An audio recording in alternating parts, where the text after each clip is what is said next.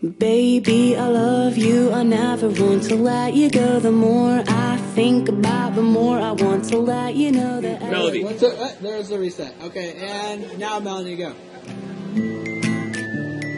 I've been searching for a girl that's just like you. 'Cause I know. Hi, I'm Isaac. I directed the video. Hello, my name is Chris, and I was in the video, sort of. The video is the video for Can't Stand It by Never Shout Never, which is this guy. Baby, I love you, I never want to let you go. The more I think about, the more I want to let you know that everything you do.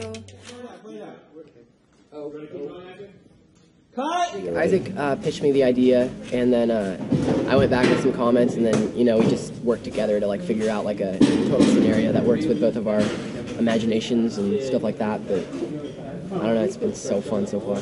So there are two main images that came to mind when we were first talking about the video, and one is one of Bob Dylan, and then one is one of the Beatles. The Bob Dylan inspiration is this really famous shot of him in the backseat of a car with fans outside the foggy window, and he's got his sunglasses on. So that is one image of Bob Dylan that immediately came to mind. And another image of Bob Dylan that came to mind that we wanted to reference is this shot of Bob Dylan for Subterranean Homesick Blues, where he's holding up all the signs with the lyrics. We did that for What Is Love and really referenced that there. And for this, we start out the video with Chris actually tossing out the signs from the What Is Love video.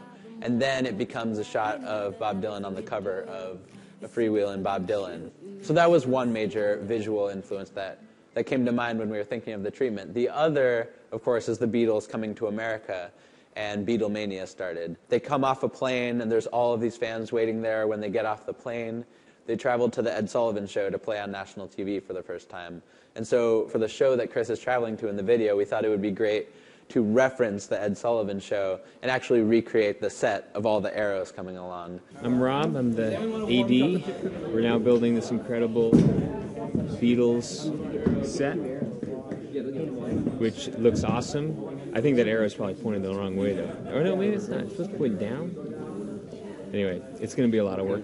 Pretty much, we're building the set. We're trying to reenact the Beatles' first public appearance in America on television. Lots of arrows, some platforms. It's pretty good stuff. Of course, the other thing that was nice about that is the fact that all of these arrows are pointing to Chris. And we actually try to have arrows in almost all the scenes in the video to show that all of this has culminated to him playing on this show, just like all of these influences have kind of led him to be who he is today.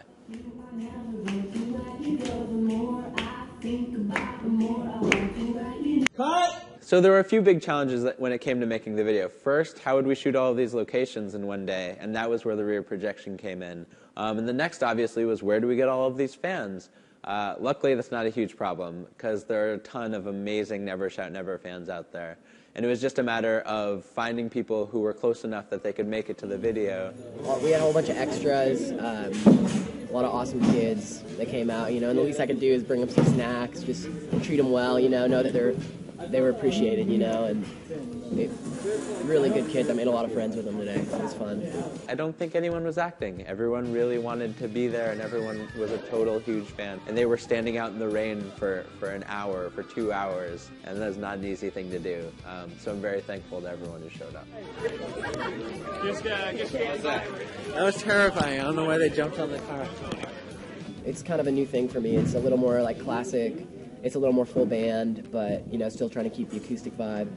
And I'm really excited about it. I think it's a nice step in the right direction for the band, and it's going to be awesome. So I'm pumped.